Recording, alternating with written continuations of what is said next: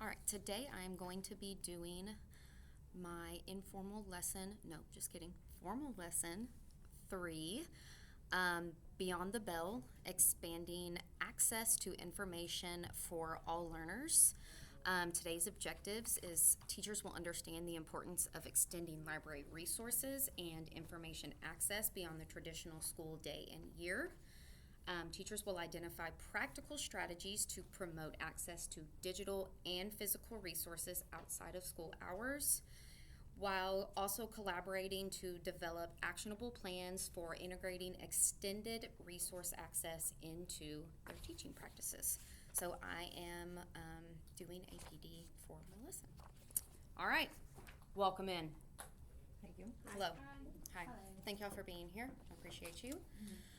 Okay, so today we are going to talk about how we as educators can help our kids. We know that parents are always asking, what can I do for my kid outside of school? What can you give me stuff for summertime? It's a librarian's job to help support that and to offer information to teachers and support teachers in this is how we can help kids develop themselves outside of the classroom hours and during those summer hours, especially for those kids that are academically inclined and ones that we know could use a little bit of motivation to get there. All right, so what I want you to do is I want you to think about a time when you needed information outside of your typical 8 to 4. Like, where did you go? Like, where did you turn to? Did you turn to a colleague? Did you turn to a digital resource? And what made that access easy or difficult? And y'all can talk amongst yourselves too. Just like information in general? Information in general. Just a time where, say you were at work, your lesson planning, whatever it may be, and you're like, ooh, I'm not sure about this lesson, I'm not sure about this resource. What would kind of be your process there for obtaining that information to help you with that? I turn to like AI and social I was about to media. say AI right now, and then I kind of expand beyond that to make sure that what AI is telling me is actually legit. Yeah, So kind of multiple sources there. or teacher friends definitely that teach the same content. Sometimes I keep like an Inspire journal on Mhm. like maybe a digital folder. So when I come across stuff that I actually don't have a purpose for using it, but it's like, oh, I'm gonna save that for later. I kind of store it in a file. And then when I sit down to plan and I need inspiration, I'll go to it and I'm like, what did I save from the past? That's how I use Pinterest. I have like work sections of Pinterest that are like anchor charts or lesson plans. Yeah. That's a good idea. Facebook groups too. I have like school Facebook groups for whatever content or year I'm teaching. They answer very well quickly. Yes, they do. So I'm hearing that living in, and thank goodness we do, the world of AI, we can access information, which I would find that easy access as long as we know how to navigate that platform and ask it the correct questions. Colleagues for sure, saving things digitally where we know we can access that later. How do you think that is for our kids though? I think when they are looking for information, they default to what they know. Like YouTube would be like a source of information. I don't think they use social media for information. I think they use it as entertainment and not as a resource. I would agree with I that. don't think that they would use that pathway. And I don't know if they're there with AI yet. I think they want AI to do it for them, but I don't think they're at a place of using it as a resource yet. Mm-hmm. I think they're just gonna Google.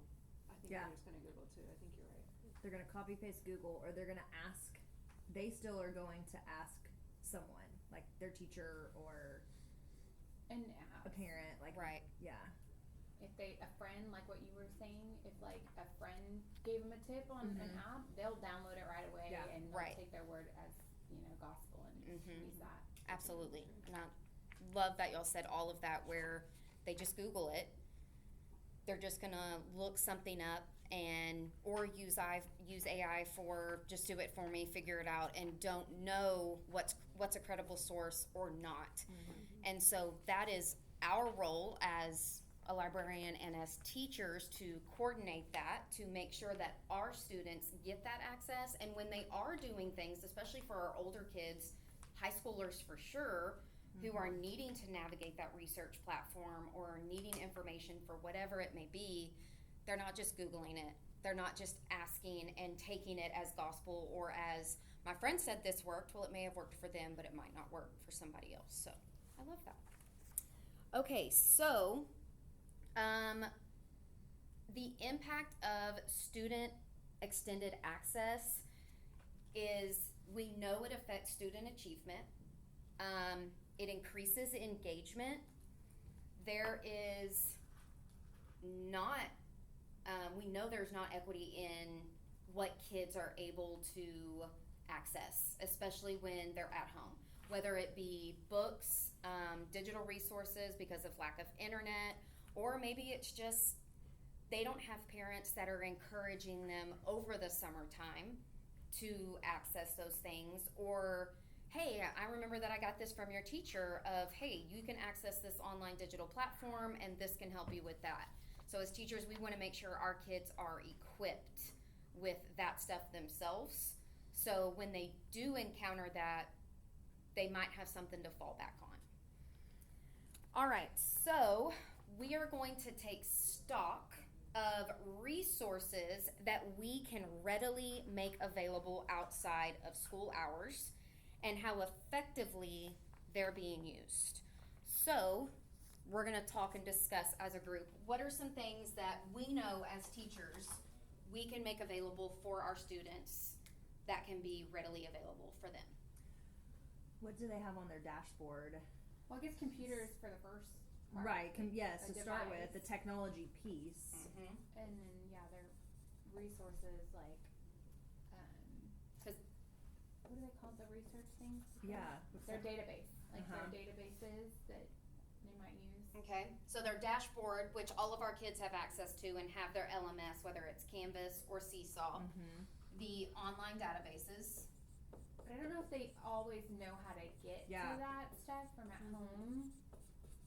I think that would definitely be like a training piece you would do if this is something you're like, for the whole year, I'm going to have my kids be utilizing these. Mm-hmm. You would just set that up from the beginning of the year and practice it. And a Absolutely. handout, like something Mhm.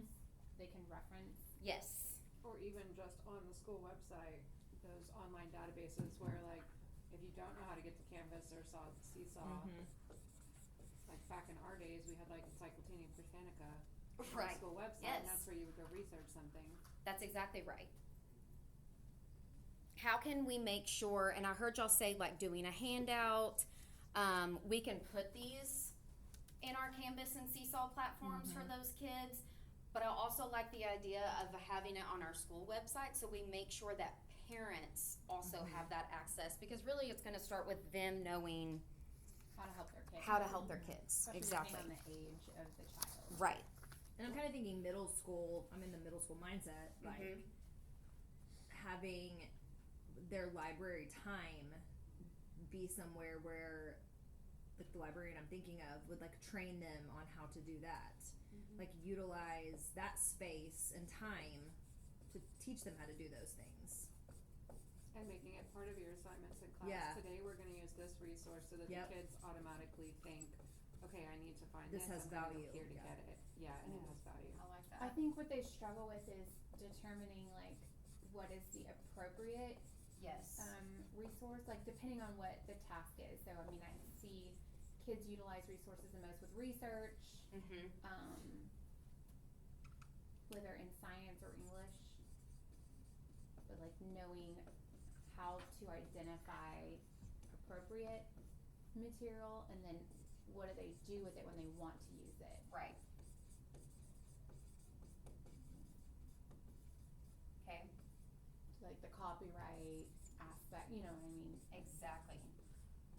How do you cite the source? How do you give them credit? How do you use something and still give them credit? Otherwise, they're just pulling off Wikipedia. Absolutely. So a lot of the times, like y'all said, even though a librarian may be trained, right? They train those kids. As teachers, we see these kids every day, right? And when we're doing our lessons, we know that it's important to incorporate and support what the librarian has done to make sure that those kids know, okay, here's where you can locate these resources, here's how they can be used. And I love that you posed the question. They often sometimes are overwhelmed with the amount of resources and don't know what might be the best, or when they find it, exactly how you said, what do I do next? How do I cite it? How do I know that it's not copyright or if it's fair use? And that's something I think that we need to make sure we're partnering together throughout the school year, where kids know where they don't easily have us accessible every day during that time, during the summer, that they know, okay, I have a place to go to be able to do that. And I would love to see students like make connections to how this factors in the real world, because like when they don't understand the purpose of it or how it can benefit them, they're not buying into it. But like, you know, determining how to get resourced in different ways and what's credible and finding multiple sources to back up an idea, like that plays into a lot of different jobs. It does. Especially for our older kids, right? Real world connections, right? Relating to jobs.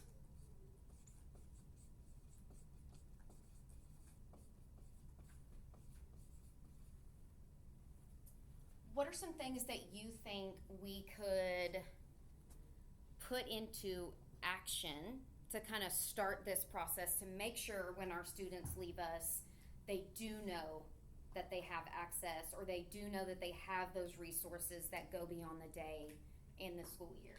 Like, what are some action items you think we could start with to put in place? If you talk about training in online databases, you could make a video for parents that's posted Okay. on Access, because the kids may not remember. Right. Even though it is on their dashboard, they may not remember. But if they have a parent, especially a younger student, parents see that as well. Even all the way up until they go to high school, parents don't know how to help their kids with things like that. And lots of times the kids are just like, I don't know how to find that, and so we just stop at that point. Well, I like how you're kind of mentioning like vertically alignment. So like elementary to middle school, like if you have the same processes in place or the same systems for the educating the parents and teachers, then that information, the kids will hear the same message as well. Right. So whether it's videos, handouts, like posters in the hallway, on a bookmark that they get their first time in the library, I don't know, like stuff like that. I love that. I love the idea of making videos. That way, older kids can access those, but especially for those younger kids where maybe they forget, or a parent can also guide them here. And that vertical alignment where librarians and teachers are supporting each other K-12. Obviously, it'll look different at each level, but that support of what resource we're using and why we're using them and how they use them is all there and aligned. Anything else y'all can think of?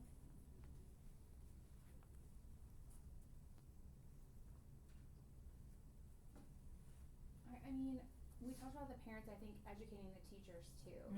A lot of times people assume the teachers are aware, but like whether it's a part of their back to school, you know, they as teachers, like, you know how the library, like expectations and what kids get, then they can help reinforce that in their classrooms.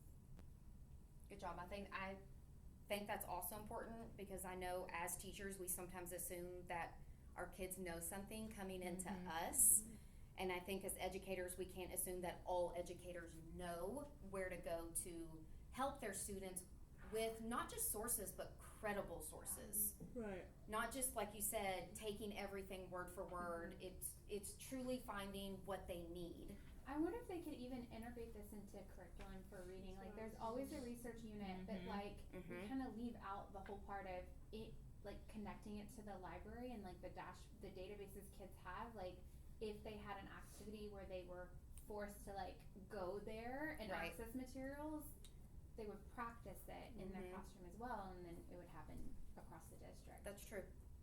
I like that idea too, because a lot of the times it's a librarian approaching a teacher, or a teacher approaching a librarian saying, hey, you know, my kids are about to do this unit, you know, we need information. Where if there was a specific unit for teachers to say, hey, we're going to cover these databases, then nobody would be missed. Yes. You know, and there are TEKS as librarians that we need to make sure we cover about copyright, fair use, showing kids online databases, citing, things like that. This is really good information. Okay, thank you. All right. So what we're going to do now is I want us to think, so we've thought within our realm of students and teachers and kind of parents, but this also extends to our community, right? We also have to think outside of our library is just for our school. Yes, we have a public library, but it's important for our community to know that our library is an extension of us, and it's not just a hub for books and checking them out. It is truly a source of knowledge, and we need our parents and community members to buy in as stakeholders for our schools to say it's important that we're not just funding the school, but we're funding the library because it's also part of everything that we need. So what are some things that you think of when you think of like community outreach and how we could increase the value of not only our school, but showing that our library is just as important to our school? I've seen some of their summer programs where they do like the book thing. I don't understand all of it, but I saw it on like social media where they like bring books and it's like come to the school and get your free book, and just kind of encouraging literacy throughout the summer, which is also where we know students drop the most. Right. When they're not reading at home, and that kind of bridges the gap to accessibility to material. Going from that, kind of in the same wavelength, one of my campuses, they do like Booktacular, and it's an event they host in October. Oh, okay. And it kind of ties in with Storybook Character Day, but then it's the same thing where they get a free book when they come. And so it's, I like how you said that, like making it like equitable for like everyone and giving access to families who might not buy books all the time, but then also maybe not know how to utilize the library. So it's like getting them in to then in turn like build these scaffolded pieces we're talking about. I think that talks about a lot of people who don't use libraries. Like as a family, you don't go to the public library. Like you don't participate in the parts of the community. You're just living your life in your own house. So Right. I wonder about like reaching out to like daycares where kids are. Oh, I like that. They're already there. We don't need their parents to actually take them anywhere special as a population to hit. So like that early literacy piece where we're inviting not just our community of adults, but also reaching that younger population of those daycares and showing that. That's cool. I wonder if kids would need service hours that they could go and like represent the school district to like Honor man Society that. kids. You could also bring those kids in, those younger kids, the siblings of like students that are not Oh. school age yet. You bring them into your library so they experience library. Maybe they don't get to go to a public library story time, Right. so they get to come to Big Sister's school library and That'd have be story cool. time. Kind of like donuts with dads, Yeah. but like Yeah. siblings. But siblings. Something cute. And I think it's okay to team up with the public library, you know, like if, you know, they Absolutely. support schools support their program, like it's, you know, all about the result. Yes. I've seen it to where they even have it where expectant moms, people donate books and they give them like a little care package. Yes. Or whatever. That's cute. That's cute too. Yeah. Because you're starting early with that outreach of, we know you're going to read books to your baby. Going ahead and let's get there. So we've got ideas of how we can start locally with just us, and then we have ideas of how we can reach our community. I have one more. Okay. I love it. I'm sorry. Give me all But the I was ideas. thinking, like the older kids, we kind of, I think, miss this in college. There's programs where like you can go and take your essay and get like a peer edit and stuff, and like I feel Yes. like we miss this. Like our libraries in the upper grades could offer some peer editing services where kids are teaching kids and supporting them, but also it's kind of setting them up for that college vibe. Like I use that all the time because I struggled with like my grammar. And so having older or even college kids come in that maybe need tutoring hours or service hours, you know, and offering that as the library kind of hosting that and like encouraging, I think would be a really cool thing to see. That's an awesome idea. I think that's a great idea too, because those upper kids then are getting to reach those younger kids, and those kids are getting that experience from them. And maybe it doesn't feel so frightening because it's from a student versus a teacher, and then they're getting to build that rapport with the high school kids and all that, and then they're getting that peer editing like they do in college courses, right? They want your peers to do that all the time. So I think that's something that the library could host and allow those kids to do that. And then you're also getting those younger kids in a library at a different location, whether it's the public library, a specific school, and librarians could take turns, so that way they get to showcase their library, and it's not always just at one. Yeah. I like that idea too. Y'all are good. Y'all are really good. Okay, what I want to do now is I want to talk about SMART goals. So as we've talked about this right here, and we've kind of discussed how we can start, we want to make sure that we are being smart about how we go about things, right? We want to be specific, right? SMART goal, yes. Yes. We want it to be measurable, attainable, relevant, and time bound. So what I'm going to do is I've provided this SMART goal example for you where it says a description. What specific resource will you promote? And here's an example. I will promote our library's online database. Example, Britannica School. Then you would put your goal here that either matches something like that or you have a different idea. So I want to give us a little bit of time, maybe 10 minutes to talk, for you to work through this and kind of talk with each other about your SMART goal. And you can take right here from what we've used specifically, and it can be as simple as starting with the online databases or a video for parents using our school website and how to access it. How are y'all feeling about that? Good. Good? Okay.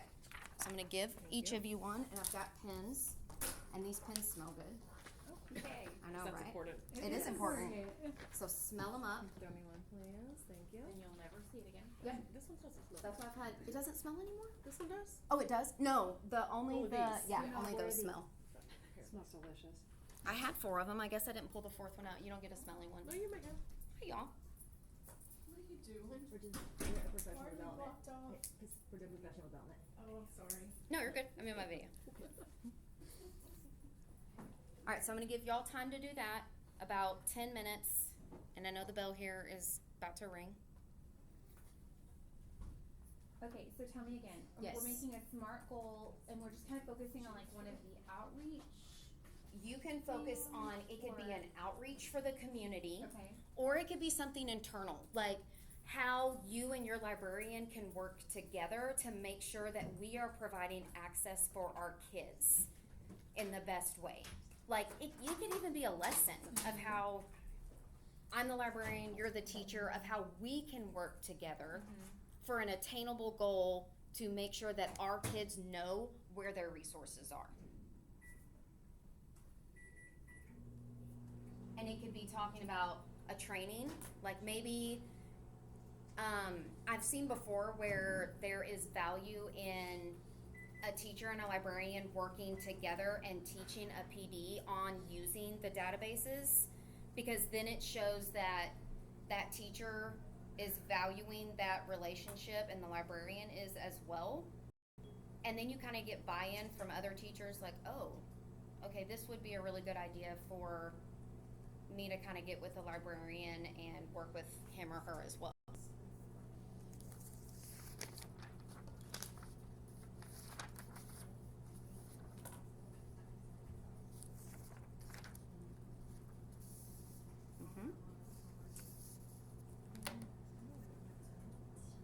And I know a SMART goal is something that is not something you can do immediately. It's just our ideas.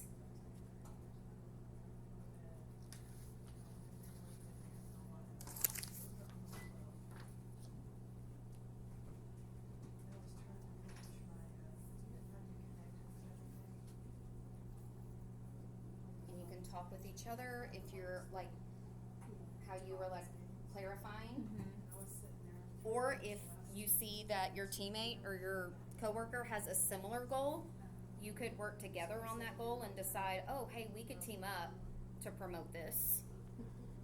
Because it's more manageable to promote 1 or 2 goals versus, 7 at one time.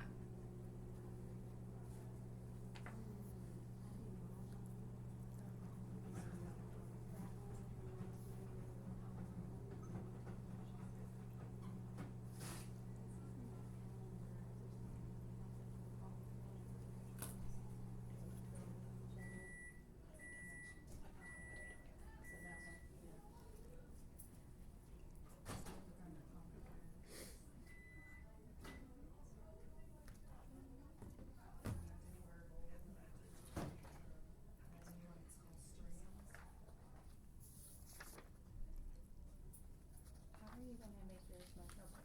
I put by December 2025, so that once school started, it was a couple months after. So then I the love that measure would be idea. the frequency of going like from 0 to 1? Like what are we measuring? I have that we will reach out to at least 3 local daycares and get them to bring their kids into the library once a month for story time. So it's the reach because Oh, we need to partner with you. I like Yeah. that. You're all doing the same one? Sure. Me And too. Me too. Cute idea. what did you do for yours for measurable? Well, I'm doing the upper grade one. Okay. Here, I'm doing using Destiny. Okay. Like, Oh, Destiny's a good one. I can partner with you on that. Yeah. well, I'm that's, I I'm just, thinking I think we recruit, underutilize it. And recruit so, and train like 10 if we mentors for start the librarian to assigning help specific train them. I need to things get all that as for Destiny, and then But- tracking and then like our kids that are also, actually using like, it, I and what you're putting in there. had a Because like it's one, resource as like how to cite an LAADA, like the different formats, like yeah. So Anybody I'm can, assuming anybody can log in librarians through Google. have all Yeah. that too. Oh, for sure. So yeah, they could. But also these Yeah, I days, like that. kids use, like it. The internet. Yeah. And Destiny, I heard you say, like Which is fine, utilization yeah. of Destiny, So I Yeah. guess your measurable is. Yep. and how that can be a resource for our kids to make sure that if we're gonna pay for it. Right, it's so easily attainable. Yeah. Because you Or can't, it's, I said to Missy, but I think we underutilize it, Yes. as a district, because we have it, but, and on campuses, like I know some teachers and librarians are using it, and some Mhm. are not, but it's an easily measurable thing. Yes, very much. On the frequency of how much our kids Yeah. are using Destiny to Exactly. find their book or use as a resource for that. And some Destiny can even be set up where you can access databases through Mhm. Destiny. Through Right. Destiny, that's what I was So thinking. not only using it But- for books, Mm-hmm. finding books, but also Right. accessing Yeah. databases. Yeah. Which that could even turn into a campus thing Mhm. of not a competition necessarily, but if we notice that a campus is using Destiny more and using those online resources, kind of talking to the teachers and librarian, like, what are you doing Right. to get your kids to access that kids more that do, often? like the PAL student council, what do we group those ones about, like special programs? Like, That's a good question. What do you think of PALs? because I'm like, all those kids that Student need volunteer service hours, organizations. okay, I like that. Yeah. Volunteer organizations, this is for you. Read, laugh, grow, sibling I story time. I got that for Oh, you? I wrote this for you. Okay, perfect. Okay, so we actually, I'm loving It will that. help you a little bit with your Oh, measurable, perfect. a little bit, so that you can edit yours to include the attainable. Okay. I love Thank it. you. I think read, laugh, grow is adorable. I love that. I do know. too. Is that like a name for it? Yeah. Because she wants to do the one where the siblings come in. Sibling story time. Read, laugh, grow. I love that. That's cute. You could do little plant theme. Uh-huh. I They love could do that. plants. You could do that We for love a Earth good theme. Day. And I can keep things alive. Yes, you can. I Yay. can't because I'm a monster You apparently. could do it for Earth Day. Yep. And then April 22nd. See? Oh, That's so perfect. good. See, there's a great theme right there that can last all year long. You get those kids coming in to the libraries, visiting different ones, because we know not all those kids are going to go to one Right. particular elementary school. So then they're getting to see all of them, meet the different librarians and teachers. Do you think it's smart how you say to bring up different libraries? Because like if you're training a kid to always go to this library for something, but then like you move, so now the resource is just gone. Right. So it's smart to add the variety in there. So they Mhm. think I just need to go to this type of place. And then they can ask that question because all libraries are set up different.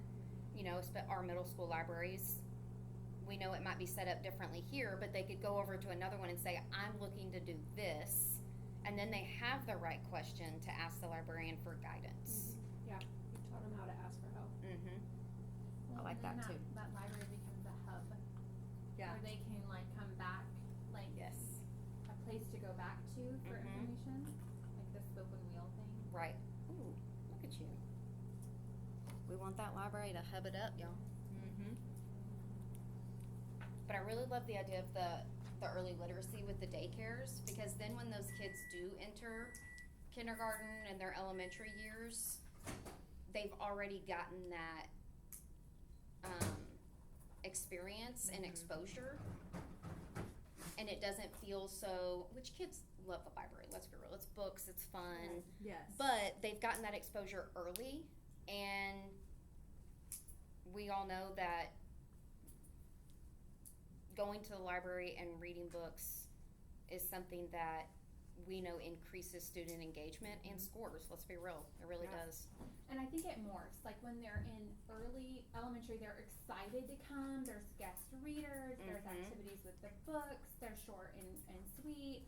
But then in middle school, as the kids are transitioning, like making sure that we transition with them and it's relevant to their needs. Because I mean, I would love for them to be excited, but you can't read chapter novels in the Right. library quickly. So like, what things could we do with the opportunities that the kids need that will help them in career and college? Mm-hmm.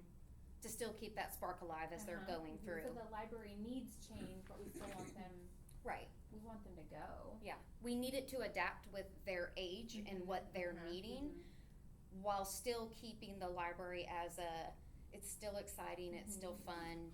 Actually, it's in one of my other classes, it was said that at the middle school for sure, that kids at the middle school age still love their teachers to read aloud to them. Yes, they do. For sure they do.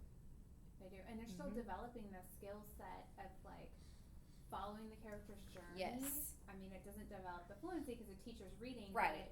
But they're hearing skills that. of reading and the English language. It's the Mhm. reading, writing, speaking, and listening. And Mhm. so they're hitting that. Yeah. And I'm thinking like when I was in college, I went to the library for study halls. Yeah, like, that was tutorials, it. Like that, I think still needs Mhm. to be where kids feel like they have a place that they can go. Yes. A safe place to go. Yes. Do you want these when we're done? I do, Okay. please. I was thinking, Yeah, let's share. I love that. so I really feel like what we started with talking about how kids, parents, teachers, that it's that training piece. Mm-hmm. And everything is so accessible in like 1 second now that we go straight to Google or we go straight to AI. Right. But if we train people on the right tools to use, then it becomes second nature. So I looked at our dashboard and was like, what program are we underutilizing? And I think Destiny, which I'm Mhm. really just learning more about this year, but because it's books, and then like we talked about, you can link our databases there, and it's librarians and teachers can kind of collaborate in a way, like, and so teaching them the right places to look. Mm-hmm. And so I was thinking that it could be a measurable goal, because you could have specific assignments or specific things that they have to go through Destiny to do, and so you build that time in to train them and then give them that tool, and then they have to use that tool. Right. So, it might be something that it's talking about the time of this SMART goal could be that it is one particular assignment, Okay. a project, I or like that. it could be we're using this all year, as we cycle through our content. Okay. And so you're just continually building possibly like their portfolio there and what they have read and used. So It seems like you're turning Destiny kind of into an LMS. you Oh, I could like that use it idea. that way in a sense. Yeah, it's a great idea. Because again, you're teaching them to go use these resources, and you're holding them accountable Right. for using it, instead of just being like, here's Destiny, it's great, and then 2 years later bringing it up again. Right, like how to use this the right way, because Mhm. it's there. And we have to use things or we forget it. Absolutely. Yes. I think it's just like, I mean, think about encyclopedias and how we went to encyclopedias All the time. all the time, and then even like encyclopedias online until there was so much data online that we just went straight to Google and kind of bypassed the knowledgeable information. It's kind of the same Filter it. thing Yeah. our kids do, or we do now, but we're saying you have to use this particular place to find the information. And here's why. And here's why. Yes. But then too, like, we're teaching them but as they leave school, then what's your next database? Like, where do you get these scholar journals and Right. we have to kind of think of the exit strategy too. Absolutely. So the high school, the upper grades kind of starting to transition away from using our district resources and starting to get them towards resources that they'll have available to them outside Yes. of our school district. Yep. Right. That's a good While idea. almost having like our current online databases as like their safety net. Well then, okay, here we're kind of taking the safety net away for you to be able to use this in years later where you can access those scholarly journals and articles and stuff like that. I like that. I love it. Who's next? With our SMART goals, Yes. do you just want us to read them? Sure. Like give me the SMART goal and then you can kind of just give me your thought behind why you Okay. would use that as your SMART goal. My SMART goal was by December 2025, we will launch a library outreach program that partners with 3 local daycares to bring their students into the library once a month for story time / early literacy activities. Okay. Because I like reaching the population who aren't privileged enough to be taken to a library. Or their parents just don't have the time to take them to a library because Yeah. they're too busy with other children or working. Absolutely. And you were the one that brought up that early literacy earlier. So I feel like this is something that you're like, okay, I'm kind of Yeah, like passionate about, for sure. making sure that those kids who might not have access to books at home, at least once a month, Are getting it. they're getting that. And most likely they're going to go home and talk about it. And their parents are going to want to and then as schools, we can offer those, hey, we are going to have this after school once a month beyond the school hours type thing where you can come up here with any kid. Doesn't have to be a school-aged kid. Which goes with your goals, so you should go next. It does. It goes with your read, grow. I love it. Okay. By October 2025, we will launch Read, Laugh, Grow sibling storytime program in the school, inviting younger siblings of current students to participate in read aloud, songs, and early literacy activities. It will run once a month through the school year with the goal of engaging at least 10 families. Oh. Good job with the measurable. Yes.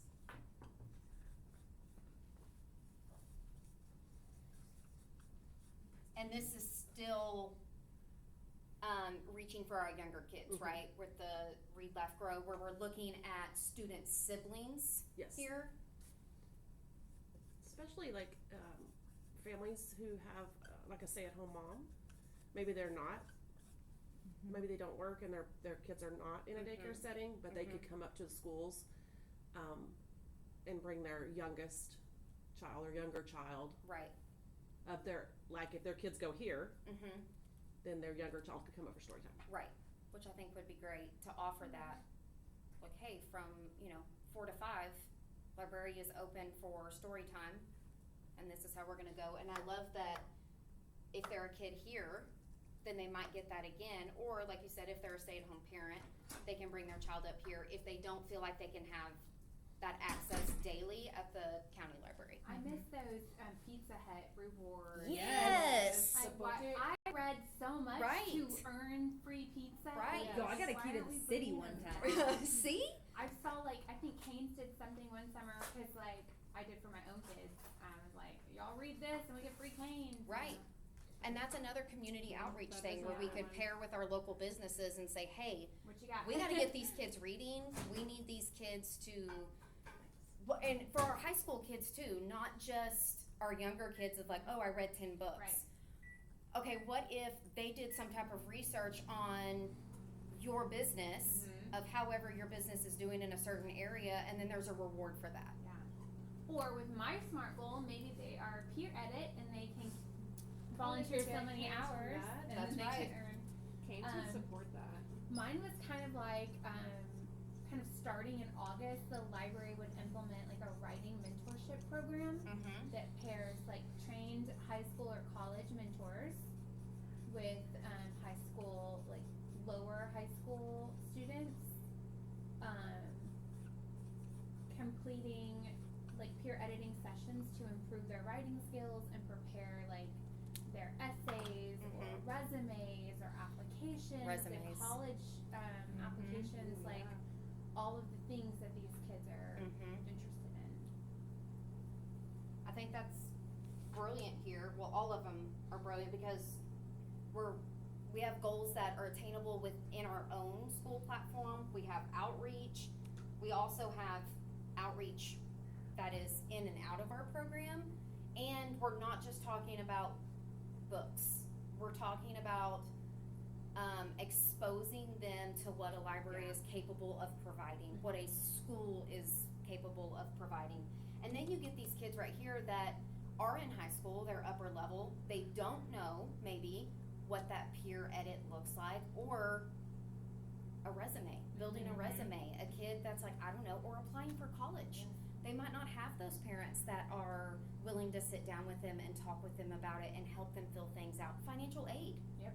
I mean, sitting down and filling those things out and being a mentor and a support system, and the library is a great place for that, And they especially since it has all those resources available. have AP exams, like they have a lot of like they still are taking Yeah. high level, yeah. Mm-hmm. It's a lot. It'd be good. These are great SMART goals, like really great. Thank y'all for that. Good job. I love it.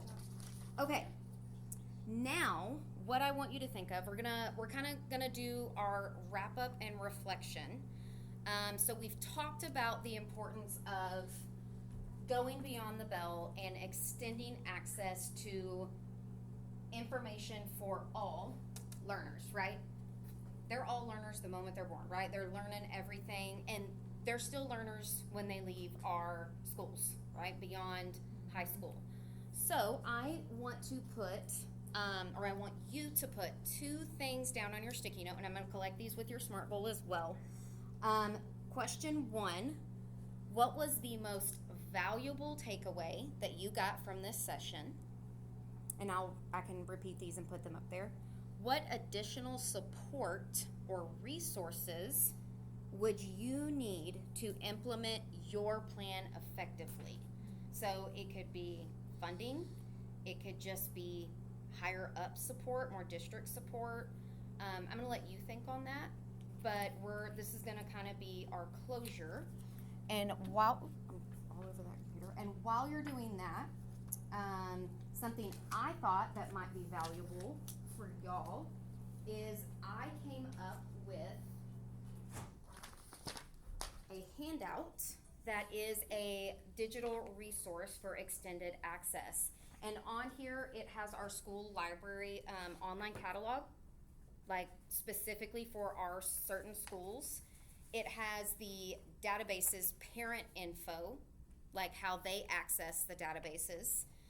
It also talks about our Canvas and Seesaw and other LMS platforms that we have. It has our local public library website. And then it has some other open educational resources that parents can also utilize, or kids that we can access. And I'm going to let you access this digitally too. So if you wanted to, you could obviously make it a lot cuter, right? And put other resources on there that maybe you and your librarian come up with that could be district-wide as well. And we could have this as something that we send out to parents, we give to our kids, our older kids especially, and then they have kind of a one-pager of where this is where you can go. That's cool. So I'll share that with you as well. Can you repeat the prompt for our ticket? Yes, ma'am, I can. One thing that you found most valuable from this session, a takeaway, and then maybe any additional support or resources that you think we would need to support either your SMART goal or really any of these things that we talked about.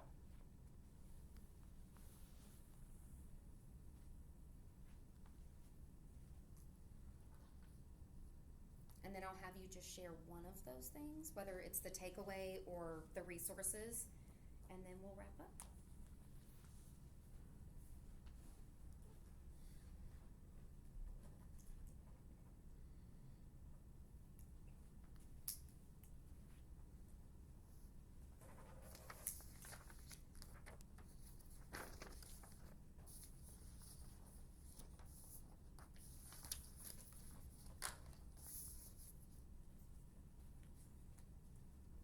Sorry.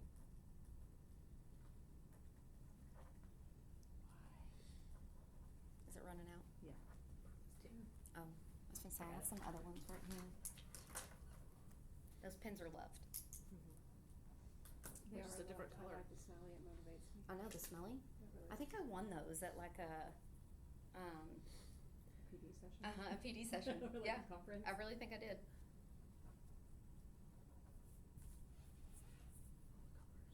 And who doesn't love the pen that you can have all the Mm-hmm. different colors with it? All right, who is willing to share either a takeaway or maybe a resource that you feel like you might need to better support your SMART goal?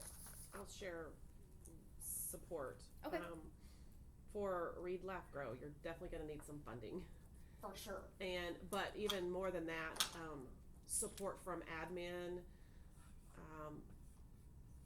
both district and campus level, because there's just a lot of things that play into bringing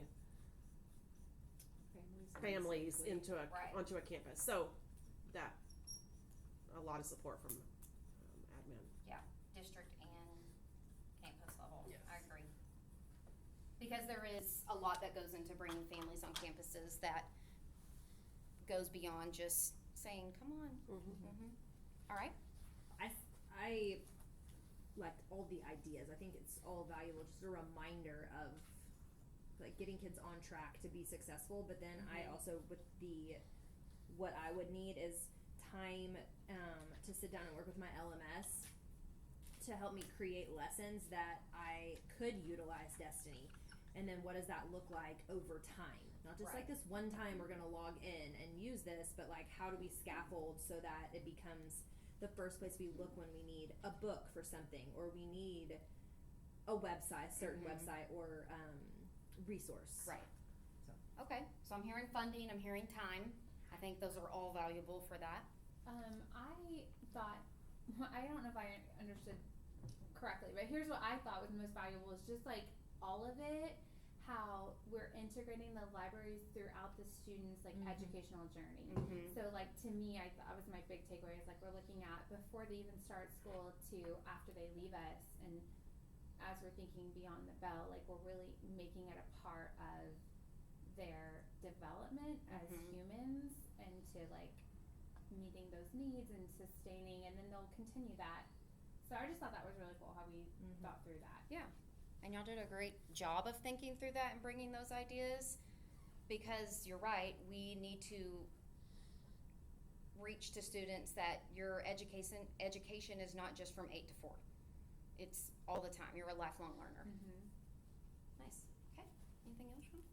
I just put the money for librarians extra time since it's past their contract hours, so that they're motivated and happy to be a part of it. And then I just put community partnerships with like daycares for the one that was mine, but for like hers with the grow, Right. they really are gonna do some plants or something like the local Callaways or Covingtons or whatever the community has. I'm sure they would be happy to partner. Absolutely. So incentivizing not only librarians and whoever's going to be involved with that extended time, but also reaching out to our community and establishing those relationships and partnerships so that we do have that support.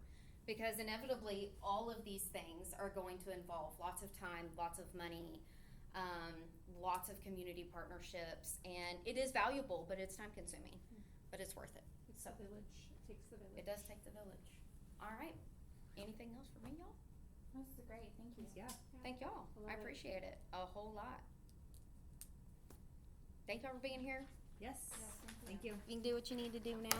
I'm gonna wrap this up and then, oh yes, papers and sticky note. I appreciate it. Thank you so much. Thank you so much. Don't take my smelly pens. Katie ma'am. tried. Smelly pens. I'm not going far, so. All right, so I wrapped up the lesson on extending and expanding access to information for all learners. I provided a handout that teachers will be able to access where they have information for parents, students, and themselves that they can tailor. We talked about lots of ways that we can reach our current school staff and students, and ways that we can also reach our community and provide a way for the library to be more than just a place to check out books.